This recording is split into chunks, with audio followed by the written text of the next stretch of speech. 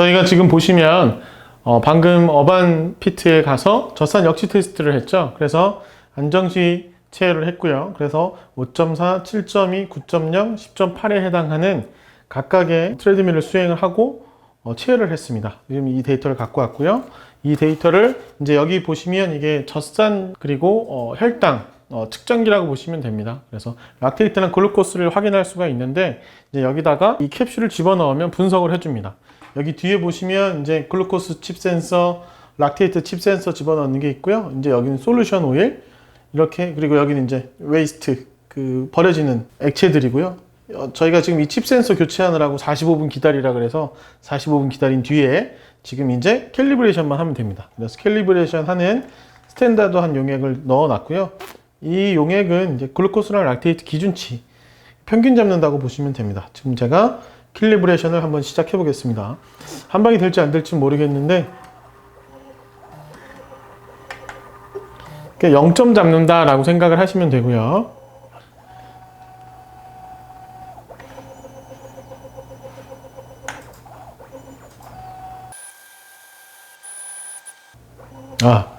이게 한 번에 안 됐다. 그럼 두 번째 계속 달리고 있습니다. 얘도 좀 달려야 됩니다. 네, 세 번째 달리고 있습니다. 네. 네 번째 달리는 걸 본 적이 있는데, 약간 소리가 이제 될 것 같은 느낌의 소리가 들리는데. 석세스풀. 성공했습니다. 보이시나요? 석세스풀. 성공했어. 성공! 일단은 이제 캘리브레이션이 완성됐고요. 이제 여기에서 웨이스트 바틀 이즈 풀. 네. 웨이스트 바틀 꽉 찼다고 합니다. 이걸 버리고 와야 됩니다. 이걸 버리고 오겠습니다. 네, 이걸 버리고 왔고요. 자, 이제 이걸 자, 60분 동안 이제 캘리브레이션 되어 있으니까 측정한 캡슐을 이제 안에다 넣고 데이터를 확인하면 됩니다. 자, 0이라고 적혀 있는 게 레스팅 안정시 젖산이고요. 한 칸 띄어서 3번, 4번, 5번, 6번. 이렇게 해서 한번 검사를 진행을 해 보겠습니다. 짠! 버튼을 누르면 자동으로 알아서 첫 번째부터 이렇게 측정을 합니다. 한번 볼까요? 네, 지금 첫 번째로 측정하는 게 안정시 젖산인데요. 안정시 젖산이 보통은 2mm몰 미만입니다. 2mm몰 미만인데 평소 한 0.5mm몰 미만일 때는 데이터가 안 나오고요. 안정시도 가끔 2mm몰이 넘는 분들도 있어요. 뭐 달려왔거나 이러면 그럴 수도 있습니다. 네, 안정시가 1.3mm몰 나왔습니다. 2mm몰 미만일 때는 지방을 에너지원으로 쓰고 있는 상태다라고 생각하시면 되고요. 가만히 있을 때는 한 0.5 정도 되기도 한데 지금 이번 같은 경우는 1.3이 안정시로 나왔습니다. 자, 첫 번째 5.4km/h로 달렸을 때 젖산 수치를 한번 볼까요? 네, 5.4는 거의 걷기였죠. 걷기를 하니까 젖산이 거의 올라오지 않았죠. 1.8 정도 나왔습니다. 다행이네요. 5.4부터 하길 다행입니다. 보통 선수들은 9.0부터 시작을 하는데 일반 분들은 리커버리 수준이 굉장히 낮은 것 같아요. 그래서 7.2나 5.4로 시작을 많이 합니다. 지금은 이제 5.4에서 7.2 스피드에서 젖산이 어느 정도 나왔는지 보는 거고요.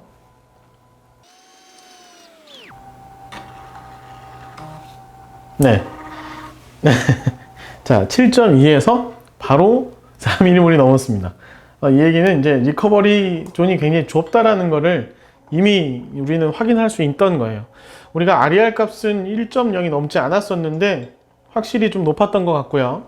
지금 이제 마지막인데 9.0이었을 때는 락테이트가 몇인지까지만 한번 확인해 보겠습니다. 높게 나오겠죠? 네, 6.6까지 올라갔네요, 락테이트가. 네, 이제 여기서 더 이상 측정하지 않아도 됩니다. 10.8에서는 달리다가 멈췄기 때문에 체열을 했는데 이 데이터는 이제 확인할 필요는 없고요. 일단은 저희는 젖산이 4mm몰 이상이 넘어가면 더 이상 측정할 필요는 없습니다. 그쵸? 근데 굉장히 리커버리 수준이 좀 낮다라고 보실 수 있을 것 같아요. 심폐체력도 그렇게 높지 않을 것 같은 예상이 좀 되고요. 예. 네, 하다가 멈췄는데도 불구하고 8.74까지 나왔었죠. 실제로는 5.4, 7.2, 이제 9.0에서 끝났다고 보시면 됩니다. 자, 이렇게 보시면 네, 락테이트가 안정시에는 1.3이었고요. 5.4km/h로 걸을 때는 1.8이었는데 바로 7.2로 살짝 달리기만 해도 4mm몰이 넘었어요. 4.39가 나왔어요. 그 뒤에는 크게 볼 필요 없을 것 같고요.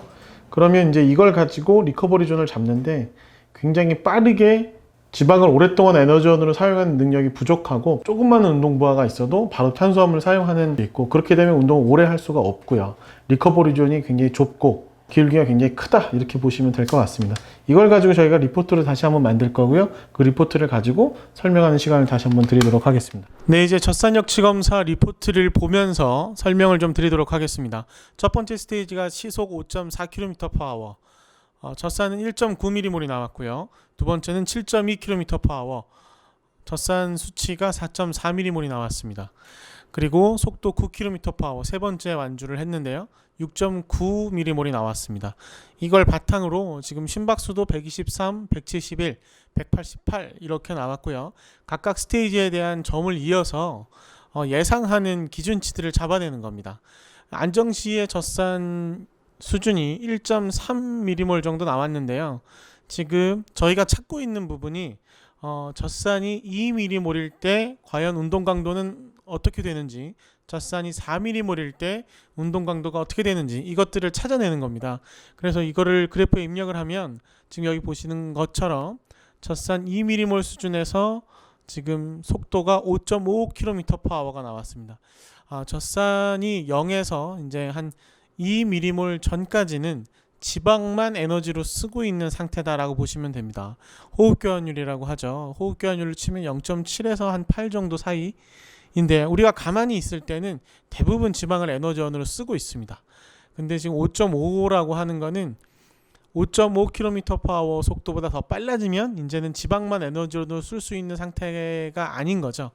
그래서 2에서 4mm몰 사이는 지방과 탄수화물을 복합적으로 대사하는 구간인데요. 지금 여기 보시면 4mm몰 속도가 6.9로 산정이 됐어요. 그래서 6.9, 5.5에서 6.9 정도의 강도까지는 지방과 탄수화물이 복합 대사가 이루어진다.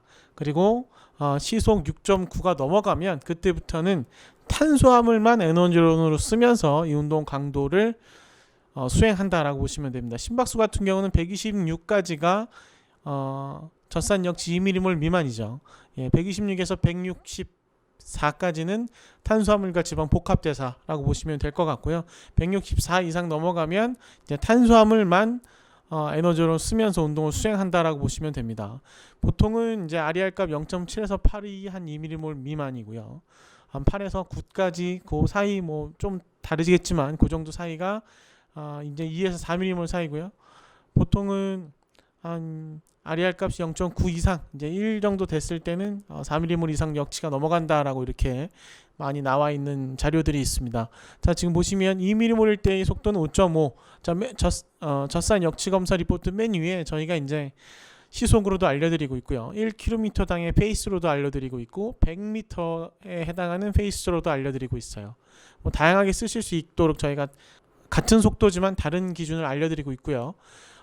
HR 하트레이트도 알려드리고 있습니다. 그래서 2mm몰과 4mm몰 에어로빅 트레스홀드와 어네로빅 트레스홀드를 알려드리고 있고요. 보통은 2mm몰이 LT1 값, 4mm몰이 LT2 값, 이렇게 말씀드릴 수 있을 것 같습니다. 지방을 에너지원으로 쓰고 있는 상태다라고 하는 거는 굉장히 오랫동안 수행할 수 있는 운동 강도다라고 표현할 수도 있는 거고요. 탄수화물을 사용하는 비중이 높아질수록, 그러다가 이제 탄수화물만 사용하게 되는 운동 강도까지 올라가게 되면 탄수화물 대사에서는 다양한 부산물들이 나오고, 그리고 탄수화물 대사에서 발생되는 것들이 수소 같은 부분들이 있어요. 그래서 메타볼릭 에토시스를 발생시키죠. 대사적 산증이 발생하면 뭐 토할 것 같고 뭐 머리가 아프고 이제 운동 강도가 높아지면 이런 반응들이 오는데, 그래서 운동을 오랫동안 수행하기 좀 어렵습니다. 지금 이 곽선희 회원 같은 경우는 시속 5.5에서 2mm몰이 넘어가 버렸어요. 그리고 6.9가 넘어가면서 이제 탄수화물만 쓰는 역지 LT2가 넘어가게 되는데요. 만약에 운동 선수들 같은 경우 저희가 이제 최근에 얼마 전에 이제 프로 배구 선수들 여자 선수들을 측정을 했었는데 시속 11에서도 2mm몰이 넘지 않는 선수들도 많았어요. 그러니까 이제 선수들마다 다 다른 거죠. 한마디로 동일한 운동 강도에서 스트레스 수준이 운동 선수들 같은 경우 트레이닝 된 사람들 같은 경우는 스트레스 수준이 굉장히 낮고요. 낮다는 거는 그 강도를 꾸준하게 오랫동안 버틸 수 있는 능력이 좋다. 그리고 그거보다 더 높은 강도의 퍼포먼스를 낼 수 있는 잠재력을 많이 갖고 있다. 뭐 이렇게 생각하실 수도 있을 것 같습니다. 뭐 리포트를 보면서 뭐 다양한 이야기를 드렸는데 이제는 아래 프로그램 보면서 좀 설명을 드리도록 하겠습니다. 네, 프로그램을 구성하기 전에 지금 먼저 두 번째 페이지를 좀 보여드리는데요. 지금 뭐 존 1, 2, 3가 있죠. 그래서 low intensity, 뭐 threshold between LT1과 LT2 사이에 뭐 그 사이의 운동 강도, 그다음에 존 3 그래서 high intensity 이렇게 써 있는 프로그램 구성도 있고요. 지금 저희가 구성하고 있는 프로그램은 FTP 존이라고 보시면 될 것 같습니다. 각각의 운동 강도에 따라서 리커버리 존, 인듀런스 존, 그다음에 스윗 스팟이라 그러죠. 뭐 SST 트레이닝을 많이 들어보셨을 거예요. 그리고 트레스홀드 존, 그리고 VO2 맥스 존, 그리고 어네어로빅 카파시티 존, 그다음에 뉴로머스쿨라 파워를 증가시키는 존. 그래서 존이 뭐 1, 2, 3, 4, 5, 6, 7까지 있죠. 자, 뭐 이렇게 다양한 존을 구성하고 있고요. 지금 이 페이지가 아니더라도 뭐 다양한 곳에서 이 FTP 관련돼서 이렇게 펑셔널 트레스홀드 파워라 그러죠. 여기에 운동 강도를 설정을 해서 프로그램을 많이 짜고 있습니다. 저희도 이런 것들을 바탕으로 프로그램을 구성을 했었고요. 이제 과거에는 이제 저희가 프로그램을 좀 받아가지고 사용을 하려고 했었는데 그 프로그램이 이제 좀 사용하기 좀 어렵게 된 부분이 있어서 저희가 새롭게 프로그램을 구성을 했습니다. 원래는 받았던 프로그램을 좀 만들어서 뭐 같이 공유하고 제공하려고 했었는데 그게 좀 쉽지 않게 됐네요. 자, 그리고 저희가 그 논문을 보면서 뭐 많이 찾아보고 있는데요. 지금 이제 리뷰 논문이죠. 지금 저희가 공유하고 있는 논문을 보시면 참 다양한 논문에서 강도 설정들을 진행을 하고 비교를 하고 있는데 각각의 논문들이 굉장히 다 다른 얘기들을 하고 있습니다. 그래도 이제 여기서 뭐 LT1 리커버리 존이나 아니면 인듀런스 존, 그다음에 트레스홀드 존, 뭐 인터벌 트레이닝 존, 뭐 이렇게 해가지고 각각의 존들을 나눠놓고 있고요. 하트레이트 기준이나 락테이트 기준이나 VO2 맥스 기준을 가지고 비교 분석을 많이 하고 있습니다. 그래서 저희는 뭐 젖산 역치 테스트를 해도 프로그램을 최적화해서 제공을 하고 있고요. VO2 맥스 테스트를 뭐 2.4나 5분이나 브루스 프로토콜이나 이런 검사들을 진행을 하셔도 동일한 운동 프로그램을 제공을 받을 수가 있습니다. 일단은 저희는 젖산 역치 검사를 했으니까 젖산 역치 검사에 대해서 다시 첫 페이지 돌아가서 설명을 좀 드리도록 하겠습니다. 다시 한번 말씀드리지만 뭐 젖산 역치 검사를 해서 젖산 역치 수준을 알거나 VO2 맥스 테스트를 하면 동일한 프로그램을 받아볼 수가 있습니다. 첫 번째로 빠른 회복인데요. 보통 액티브 리커버리라 그래서 한 50에서 55에서 한 60% 정도 역치 수준의 강도를 잡고 있습니다. 실제로 근육으로의 혈류량을 증가시키고 노폐물을 빠르게 제거해서 보다 많은 양의 영양분을 공급하는 능력이 향상되어서 빠르게 회복을 요할 수가 있고요. 그런 효과적인 트레이닝 결과를 기대할 수 있다. 그래서 보통 액티브 리커버리는 트레스홀드 기준의 한 55%, 60% 그 사이들을 가이드하고 있고요. 20분 정도를 추천을 하고 있습니다. 그리고 이제 역치 파워라 그러죠. 트레이닝 이펙트라고 이야기를 하는데요. 트레이닝 이펙트 같은 경우는 탄수화물 대사 능력을 향상시키고 ST 파이버 지근이죠. 그리고 FT 파이버 속근 모두 트레이닝이 됩니다. 딱 그 중간의 강도라고 보시면 될 것 같고요. 지속 가능한 러닝 수행력 향상에 필수적인 트레이닝으로 보시면 될 것 같습니다. 주력을 향상시키는데 굉장히 포커스를 두고 있고요. 보통 트레스홀드 역치 수준에서 뭐 80 이상, 저희는 이제 뭐 85 이렇게 잡고 있는데 각각의 20분씩 한 2번 정도 프로그램을 수행을 해봐라 라고 진행을 하고 있습니다. 자, 그 밑에 보시면 지방 대사 향상, Improved Fat Metabolic이라고 텍스트가 나와 있죠. 지방 대사와 산소 활용 능력을 향상시키고 파워를 발현하는 효율성을 증가시킵니다. 자, 이를 통해서 에너지 사용의 경제성을 증가시킨다고 보시면 됩니다. 탄수화물을 아끼고 지방을 에너지원으로 오랫동안 많이 잘 쓴다는 건 그만큼 탄수화물을 쓰는 타이밍을 뒤로 늦추는 거고 탄수화물을 아끼게 쓰는 거니까 에너지의 경제성 또한 향상시킬 수가 있습니다. 보통 그래서 액티브 리커버리 존에서 웜업을 하고요. 그 다음에 한 트레스홀드에 한 70에서 한 75 요 정도 수준에서 1시간 가까이 수행을 합니다. 그 다음에 다시 액티브 리커버리 속도로 다시 돌아오고요. 뭐 이렇게 진행을 했을 때 동일한 트레이닝 강도에서 에너지 절약을 할 수 있는 효용성이 증가된다. 과거와 같은 수준의 에너지를 사용할 때 더 큰 파워를 생산해서 테크닉 향상에도 도움을 줄 수 있다라고 보시면 될 것 같습니다. 운동 프로그램을 제공을 하다 보니까 다양한 분들이 뭐 이 프로그램에 대한 설명을 많이 물어보세요. 그래서 저희가 이 설명을 아예 처음부터 끝까지 다 드려보자라고 해서 지금 이 리포트를 가지고 이렇게 리뷰를 하고 있습니다. 그리고 네 번째죠. 러닝 지속성 향상 SST 라고 이야기를 많이 하는데 뭐 굉장히 클래식한 프로그램입니다. 스윗 스팟이라 그러죠. 스윗 스팟 트레이닝이라고 하고 40분 정도 수행을 이제 저희가 프로그램을 구성을 했는데요. 기본적으로는 한 85에서 트레스홀드의 85에서 95 정도 수준으로 꾸준하게 반복해서 운동을 합니다. 5분씩. 이게 기본이에요. 지금 여기 보시면 뭐 각각의 표시가 되어 있죠. 5분 정도는 웜업을 하고 그다음에 5분 달리고 또 5분 달리고 이걸 3번씩 반복하라고 이렇게 표기가 되어 있습니다. 그다음에 다시 3.8 액티브 리커버리로 다시 또 좀 휴식을 했다가 굉장히 높은 강도죠. 굉장히 높은 120%입니다. 120%로 한 1분 정도 수행을 해요. 그리고 다시 리커버리를 했다가 다시 또 한 85% 정도 수준으로 트레이닝을 하고 마무리가 되는 이렇게 SST 트레이닝을 진행을 하는데요. 이 프로그램의 목적이 있어요. 이 프로그램은 탄수화물 대사 능력과 젖산 역치 수준을 모두 향상시킵니다. 이 SST 트레이닝은 탄수화물 대사 능력과 젖산 역치 수준을 향상시키고 시간당 피로량은 비교적 적습니다. 훈련 시간을 오래 가져갈 수 있는 가장 큰 훈련 효과를 얻을 수 있는 그런 장점이 있다라고 보시면 될 것 같습니다. 자, 지금 여기 그래프에서 보시면 정확하게 좀 나와 있습니다. 뭐 피지올로지컬 스트레인이라고 나와 있는데 여기 트레이닝 이펙트는 가장 높은 공간이죠. 여기 연두 색깔 구조. 트레이닝 이펙트, 트레이닝 효과는 가장 높으면서도 지금 보시면 맥시멈 듀레이션, 운동의 시간은 그렇게 줄지 않아요. 여기를 이제 스윗 스팟이라고 합니다. 스윗 스팟 트레이닝 존이라고 하는데 여기에 트레이닝을 과거에 굉장히 클래식하게 오랫동안 많이 했었죠. 이 오랫동안 많이 했었는데 실제로 조금 중요하게 여겨야 되는 부분이 하나 있습니다. 왜냐하면 SST 트레이닝은 강도와 뭐 워크아웃 시간이 아주 적절하게 조화되어 있는 트레이닝으로 볼 수도 있고요. 독주 능력을 향상시킬 때 쭉 달리게 하는 능력을 향상시킬 때 가장 필요로 하는 훈련 프로그램입니다. 그래서 만약에 뭐 좀 장기적으로 달리는 러너들 같은 경우는 SST가 굉장히 중요한 훈련 프로그램이고요. 그렇지만 타입 2A 근육이 타입 1으로 이제 바뀔 수 있다라는 이야기가 있습니다. 그래서 타입 2A가 타입 1으로 계속 SST를 하게 되면 변화될 수 있고 그렇게 됐을 때 스프린트성 능력을 조금 저하시킬 수 있기 때문에 이 훈련을 진행을 할 때 스프린트성 훈련을 교차하는 것을 권장하고 있습니다. 그래서 뭐 다양한 러닝 프로그램을 구성하는 어플리케이션이나 뭐 보통 이제 바이크 어플리케이션들 트레이닝 프로그램들을 보면은 항상 이 SST에 스프린트성을 살짝 집어넣습니다. 그렇게 해야만 타입 2 머슬, 타입 2A 머슬 근육이 타입 1으로 바뀌는 이렇게 트위치되는 것들을 방지할 수 있다라고 이야기를 합니다. 그래서 스프린트 선수들 같은 경우는 또 반대로 SST 트레이닝 빈도를 낮추는 것을 권장하고 있습니다. 너무 많이 하면 안 돼요. 스프린터 선수들 같은 경우는.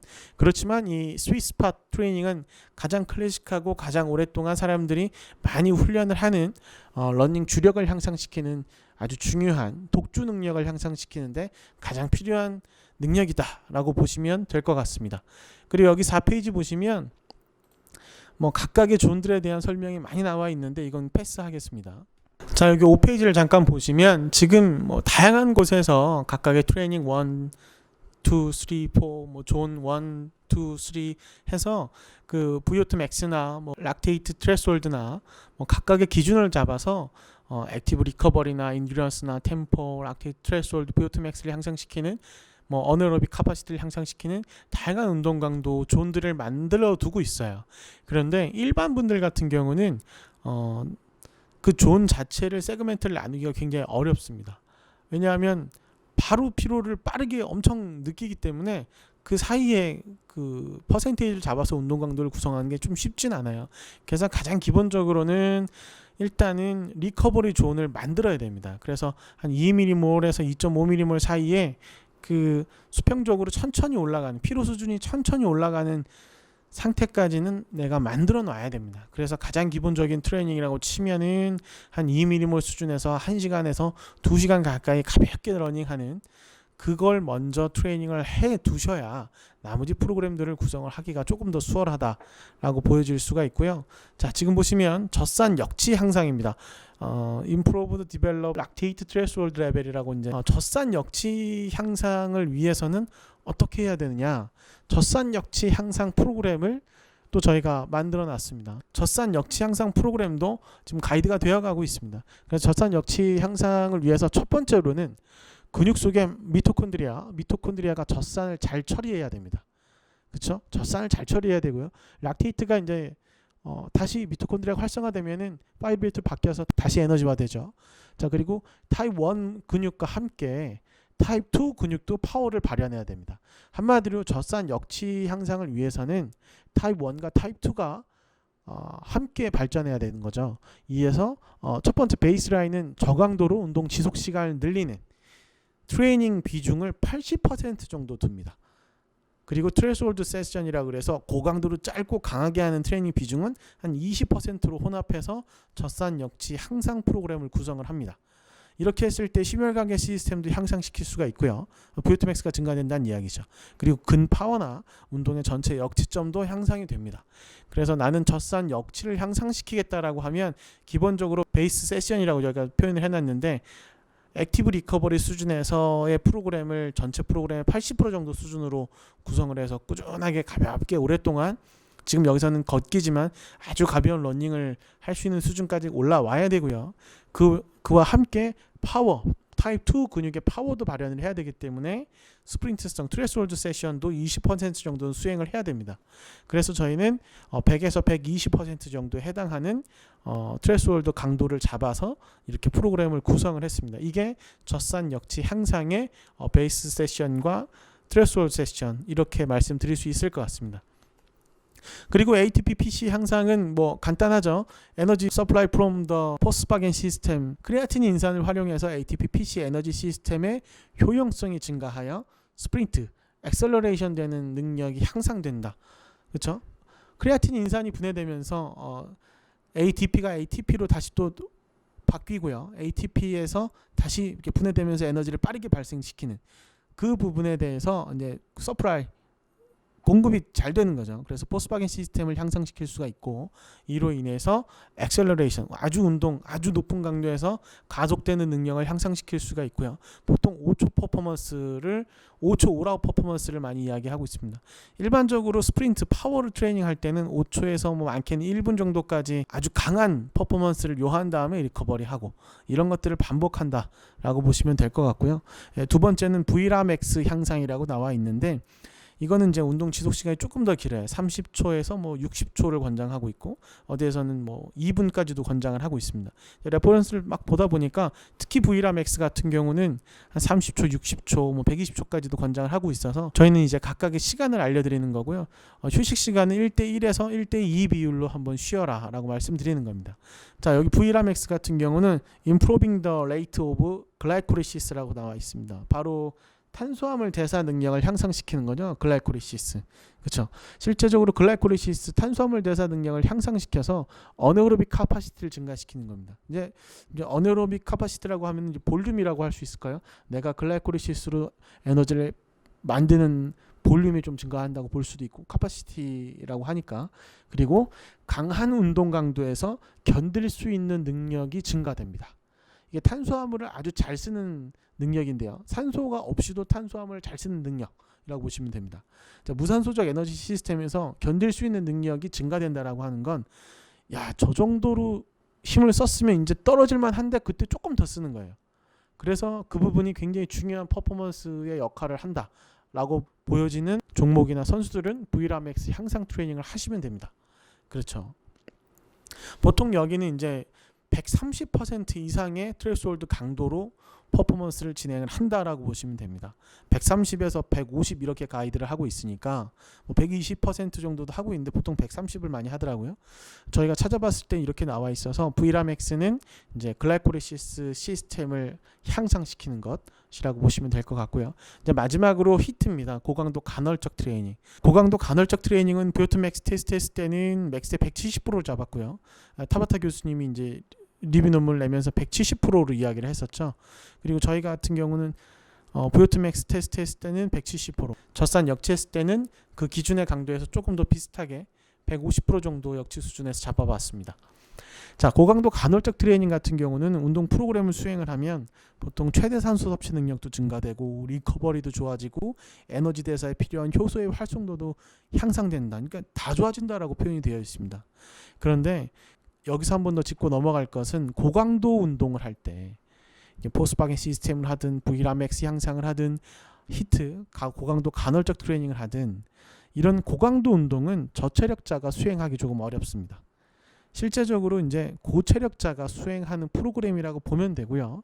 저체력자 같은 경우는 체력을 향상시켜서 고체력자 프로그램까지 수행하는 걸 목적으로 두는 거지 그냥 무조건 저체력자가 고체력자의 프로그램을 그냥 따라해버리면 물론 강도가 나오지도 않고 볼륨이 나오지도 않겠지만 오버 트레이닝 하는 문제를 발생시킬 수 있습니다. 그래서 저희는 뭐 아주 기본적으로 그냥 최대 산소 섭취 능력이 적어도 연령 상위 20% 이상이면 그때 고강도 트레이닝에 대한 접근을 해봐라 라고 가이드는 하고 있습니다. 뭐 이 정도 말씀드리면서 젖산 역치 리포트의 해석과 개인화 최적화 트레이닝 프로그램에 대한 설명을 좀 드렸고요. 부요트 맥스 테스트, 브루스 프로토콜 테스트 했던 내용에서도 동일하게 리포트 리뷰를 한 번 더 하도록 하겠습니다.